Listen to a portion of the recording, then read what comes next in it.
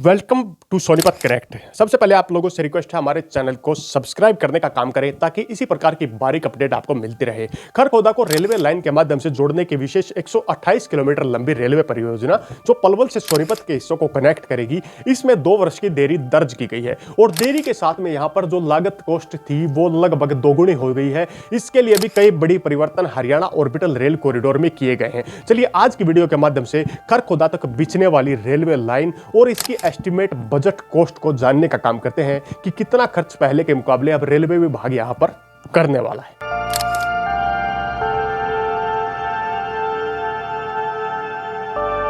Welcome back to Sonipat connect. Sonipat connect channel पर आपका दोबारा से हार्दिक स्वागत है। खरखोदा और एनसीआर के हिस्सों को मिलने वाली हरियाणा ऑर्बिटल रेल परियोजना लगभग 2 वर्ष तक लेट हो चुकी है और यहां पर खर्च होने वाली लागत राशि भी लगभग दोगुनी हो चुकी है। इसके पीछे कुछ मुख्य कारण है। खरखोदा को रेल लाइन के माध्यम से जोड़ने वाली विशेष रेल परियोजना हरियाणा ऑर्बिटल रेल परियोजना जो लगभग 126 किलोमीटर हिस्से में तैयार की जाने वाली रेल परियोजना थी।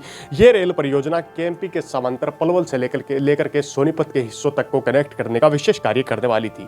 यह रेल परियोजना 2027 में पूर्ण रूप से तैयार कर दी जानी थी, लोगों को समर्पित कर दी जानी थी, लेकिन अब यह परियोजना 2027 से बढ़ करके 2029 तक जा चुकी है, यानी कि 2 वर्ष का विलंब यहां पर दर्ज किया गया है। इस रेल परियोजना पर पहले 5,618 करोड़ रुपए खर्च किए जाने वाले थे, लेकिन अब रेल परियोजना का खर्चा भी लगभग दोगुना हो गया है और अब यहां पर 11,709 करोड़ रुपए खर्च करने का विशेष कार्य होगा। प्रोजेक्ट की रिवाइज्ड कॉस्ट एस्टिमेट यहां पर हरियाणा सरकार द्वारा स्वीकार की जा चुकी है और यही रिवाइज्ड कॉस्ट एस्टिमेट अब रेलवे मंत्रालय के पास में जा चुकी है, जहां रेलवे मंत्रालय से रिवाइज्ड एस्टिमेट कॉस्ट की मंजूरी मिलना बाकी है। जैसे ही मंजूरी मिलती है उसके तुरंत बाद इस रेलवे प्रोजेक्ट पर तेजी से कार्य दोबारा से शुरू होने वाला है। अब कार्य थोड़ा सा धीमा नजर आ रहा है। हरियाणा रेल अवसंरचना विकास निगम के द्वारा लगभग 386 करोड़ रुपए के शेयर बेचने का कार्य भी होने वाला है। इन शेयरों को बेचकर यहां रेलवे में होने वाला खर्च और निर्माण का खर्चा पूरे करने का काम हरियाणा अवसंरचना रेल निगम विकास लिमिटेड के द्वारा किया जाने वाला है। इसके बाद बात करें तो यहां पर कई जगह पर नए टेंडर भी आवंटित करने का काम हरियाणा के अंदर हरियाणा ऑर्बिटल रेल कॉरिडोर में किया जा रहा है। यहां पर मुख्यतः लागत बढ़ने के पीछे कुछ मुख्य कारण है। चलिए अब उन कारणों को भी जानने का काम करते हैं कि वो कौन से मुख्य कारण हैं जिनके बाद हरियाणा ऑर्बिटल रेल कॉरिडोर की लागत लगातार बढ़ रही है। इनमें सबसे पहले स्थान पर बात करते हैं एनसीआर में प्रॉपर्टी रेटों में भारी बढ़ोतरी। दिल्ली एनसीआर में प्रॉपर्टी रेटों में लगातार भारी बढ़ोतरी दर्ज की जा रही है।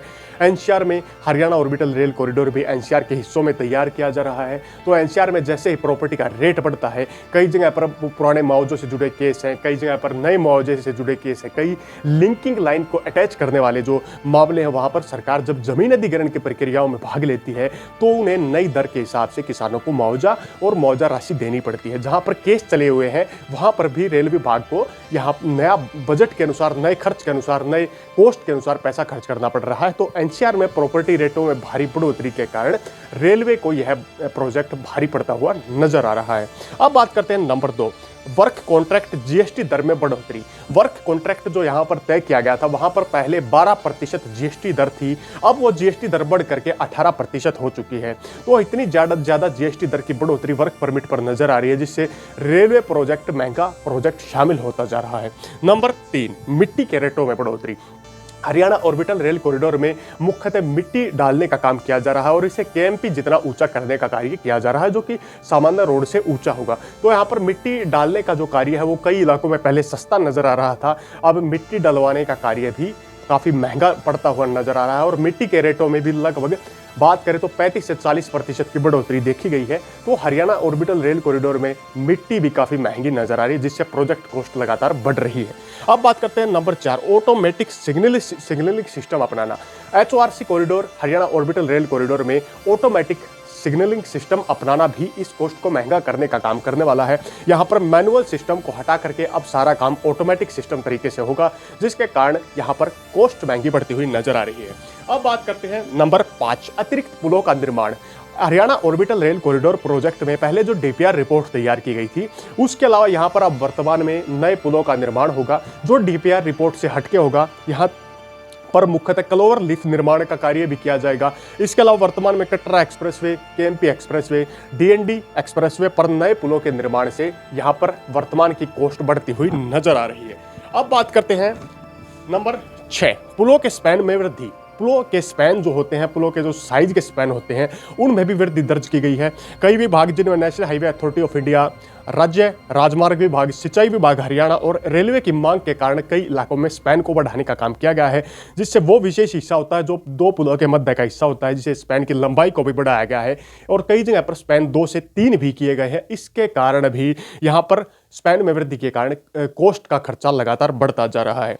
नंबर 7, डबल स्टेक के कंटेनर ट्रेन के लिए नए क्रॉस सेक्शन डिजाइन किए गए हैं, यानी कि डबल ट्रेनों की जो ऊंचाई है उसको डबल करने के लिए और कई जगह पर ट्रेनों के जो माल ढुलाई की ट्रेनें होती हैं उन्हें बढ़ाने पर यहां पर काम किया गया है, जिसके लिए क्रॉस सेक्शन डिजाइन है उनको नए पैटर्न, नए तरीके के आधार पर बनाया गया है। इसमें भी रिवाइज कॉस्ट का खर्चा होगा और जो नए डिजाइन होंगे उस डिजाइन के आधार पर जब रेलवे कॉरिडोर को तैयार किया जाएगा तो ये भी एक महंगा प्रोजेक्ट शामिल होने वाला है। अब बात करते हैं नंबर 8, डीएफसी क्रॉसिंग व पुनर्वास से बचने हेतु अलाइनमेंट में परिवर्तन।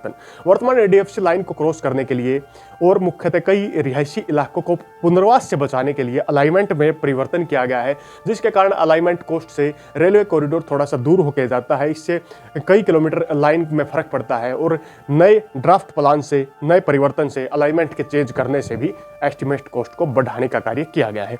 अब बात करते हैं नंबर 9, दुलावट न्यू तावड़ू 4.6 किलोमीटर हिस्सों को शामिल करना।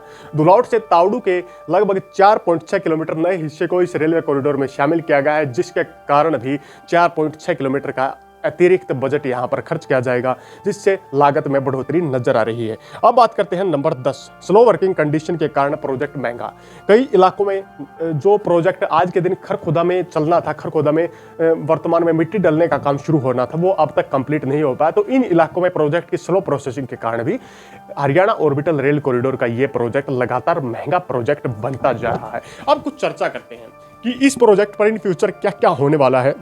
मुख्यतः Haryana orbital rail corridor Haryana की अवसंरचना और रीढ़ की हड्डी के रूप में कार्य करने वाली है।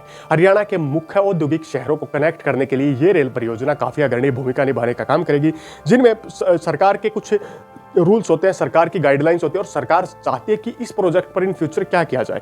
तो यहाँ पर वर्ष और मालगाड़ियों की संख्या की हम बात करते हैं कि आने वाले समय में इस प्रोजेक्ट पर कौन से वर्ष में कितनी मालगाड़ियों को चलाने का लक्ष्य सरकार के द्वारा रखा गया है।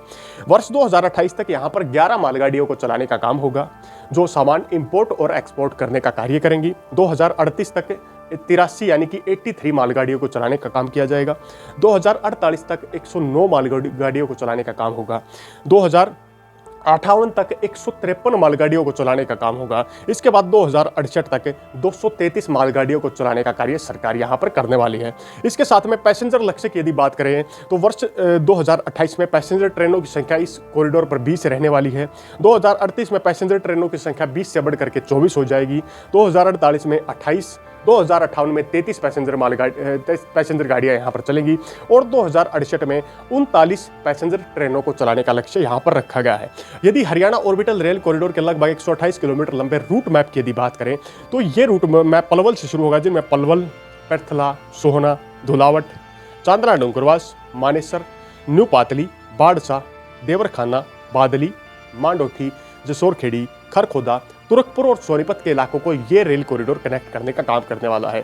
आने वाले समय में ये रेलवे परियोजना हरियाणा समेत एनसीआर के हिस्सों को बड़ा फायदा पहुंचाने का कार्य करेगी, लेकिन रेल परियोजना में थोड़ी सी देरी के कारण कई लोग मायूस नजर आ रहे हैं। आपकी अपनी क्या राय है हरियाणा ऑर्बिटल रेल कॉरिडोर परियोजना को लेकर? कमेंट बॉक्स के माध्यम से अपनी राय और प्रतिक्रिया देने का कार्य जरूर करें। इसी के साथ अगली वीडियो तक आप लोगों से विदा लेते हैं। तब तक के लिए जय हिंद, जय भारत।